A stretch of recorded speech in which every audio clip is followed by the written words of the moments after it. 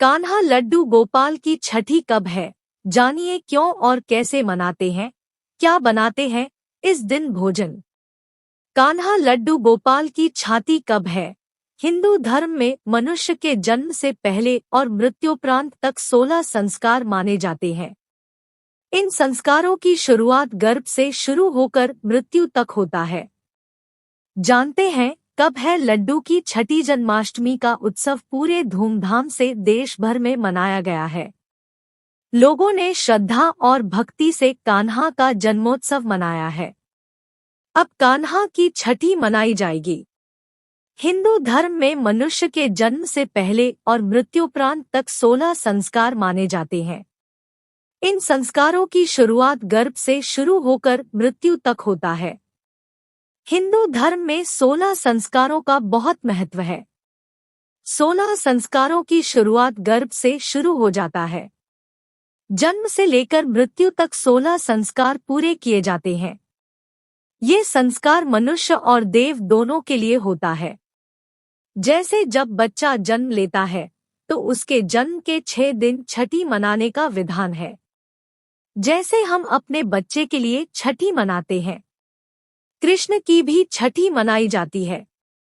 इस दिन लोग लड्डू गोपाल की पूजा करते हैं और कान्हा के नामकरण संस्कार को पूरा करते हैं।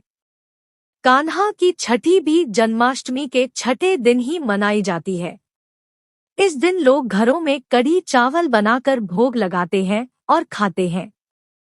इस साल कृष्ण की छठी 13 सितंबर 2023 को मनाई जाएगी। कृष्ण जी की छठी की विधि। जिस दिन कान्हा की छठी मनाई जाती है उस दिन सुबह जल्दी उठकर स्नान करें और साफ वस्त्र पहने। कृष्ण का पसंदीदा पंचामृत से लड्डू गोपाल को स्नान कराया जाता है। स्नान करवाते समय लड्डू गोपाल के मुख के तरफ से स्नान करवाएं। ध्यान रहे पीठ की तरफ से स्नान करना वर्जित है। फिर शंख में गंगाजल भरकर लड्डू गोपाल से स्नान कराया जाता है। उसके बाद भगवान को पीले रंग के वस्त्र पहनाकर श्रृंगार किया जाता है। काजल का टीका लगाया जाता है। फिर लड्डू गोपाल को माखन मिश्री भोग लगाया जाता है। कृष्ण के नामों में से कोई एक नाम से नामकरण किया जाता है। इसके बाद कढ़ी चावल का भोग लगाया जाता है और प्रसाद स्वरूप खाया जाता है। इस दिन ओ नमो भगवते वासुदेवाय का जाप करें। कहते हैं कि ऐसा करने से घर में धन धान्य का भंडार भरा रहता है। जन्माष्टमी के 6 दिन बाद कान्हा की छठी के पीछे की मान्यता। धार्मिक मान्यता के अनुसार कृष्ण का जन्म मामा कंस के कारागार में हुआ था और उन्हें वासुदेव ने उन्हें काली अंधियारी रात में नंद और यशोदा के घर छोड़ दिया था। कंस को जब इसकी जानकारी हुई तो राक्षसी पूतना को कान्हा को मारने का आदेश दिया था। गोकुल में जितने भी 6 दिन के बच्चे हैं उन्हें मारने के लिए, लेकिन कृष्ण ने 6 दिन में ही पूतना का वध कर दिया था। उसके बाद मां यशोदा ने कान्हा की छठी मनाई थी। लड्डू गोपाल की छठी के दिन क्या करें? इस दिन सुबह से शाम तक भजन कीर्तन करें। झूठ ना बोले और न कोई अपराध करें। ईर्ष्या द्वेष से खुद को दूर रखें। दूसरों को भोजन कराएं और गौ सेवा करें। जन सरोकार के लिए सुख सुविधाओं के त्याग की भावना मन में रखें। इस दिन घर में बांसुरी जरूर लाएं। लड्डू गोपाल की छठी के दिन कुटुंब जनों को प्रसाद वितरण करें। मांस मदिरा के सेवन से दूर रहें और दुष्टजनों का त्याग करें। माता पिता और बुजुर्गों की सेवा का संकल्प लें। घर से किसी को भी खाली हाथ न जाने दें। छठी के दिन का नियम और इस दिन क्या बनाएं? इस दिन सुबह स्नाना के बाद बाल गोपाल को पंचामृत, दूध, दही, घी, शहद, गंगाजल से स्नान करवाया जाता है। इसके बाद दक्षिणावर्ती शंख में गंगाजल भरे और बाल गोपाल का फिर से अभिषेक करें। कान्हा को उनके साथी रंग पीले रंग के वस्त्र पहनाएं और उनका श्रृंगार करें। अपने लड्डू गोपाल को पहले पंचामृत से स्नान कराएं।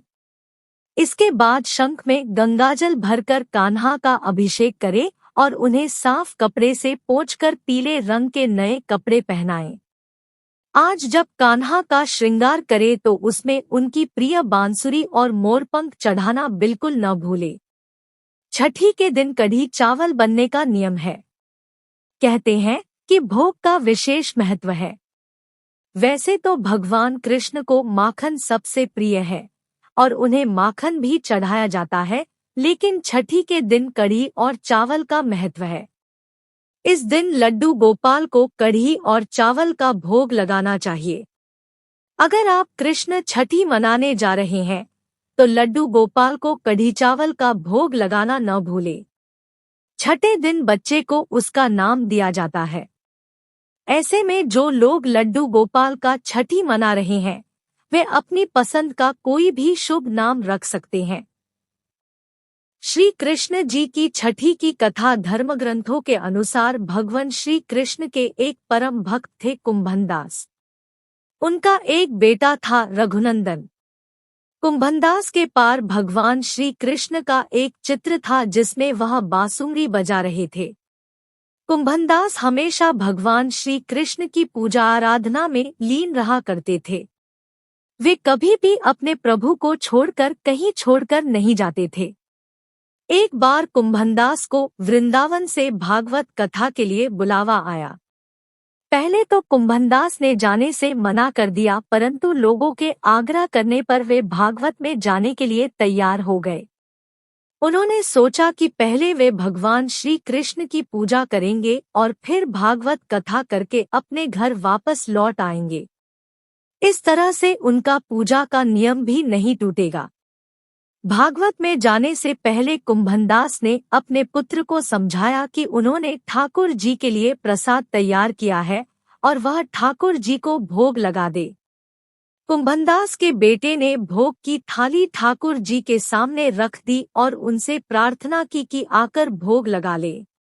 रघुनंदन को लगा कि ठाकुर जी आएंगे और अपने हाथों से भोजन ग्रहण करेंगे। रघुनंदन ने कई बार भगवान श्री कृष्ण से आकर खाने के लिए कहा, लेकिन भोजन को उसी प्रकार से देखकर वह दुखी हो गया और रोने लगा। उसने रोते रोते भगवान श्री कृष्ण से आकर भोग लगाने की विनती की। उसकी पुकार सुनकर ठाकुर जी एक बालक के रूप में आए और भोजन करने के लिए बैठ गए। जब कुंभदास वृंदावन से भागवत करके लौटे तो उन्होंने अपने पुत्र से प्रसाद के बारे में पूछा।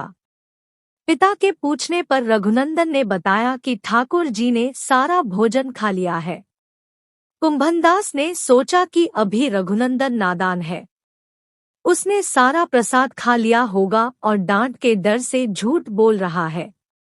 कुंभदास रोज भागवत के लिए जाते और शाम तक सारा प्रसाद खत्म हो जाता था।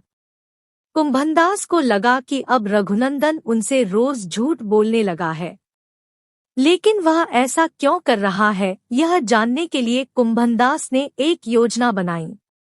उन्होंने भोग के लड्डू बनाकर एक थाली में रख दिए और दूर छिपकर देखने लगे।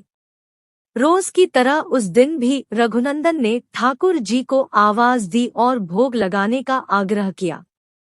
हर दिन की तरह ही ठाकुर जी एक बालक के भेष में आए और लड्डू खाने लगे। कुंभदास दूर से इस घटना को देख रहे थे। भगवान को भोग लगाते देख वह तुरंत वहां आए और ठाकुर जी के चरणों में गिर गए। उस समय ठाकुर जी के एक हाथ में लड्डू था और दूसरे हाथ का लड्डू जाने ही वाला था, लेकिन ठाकुर जी उस समय वहीं पर जमकर रह गए। तभी से लड्डू गोपाल के इस रूप पूजा की जाने लगी। छठी के दिन इस कथा का पाठ करने से भगवान कृष्ण प्रसन्न होते हैं और भक्तों की सभी मनोकामनाएं पूरी करते हैं।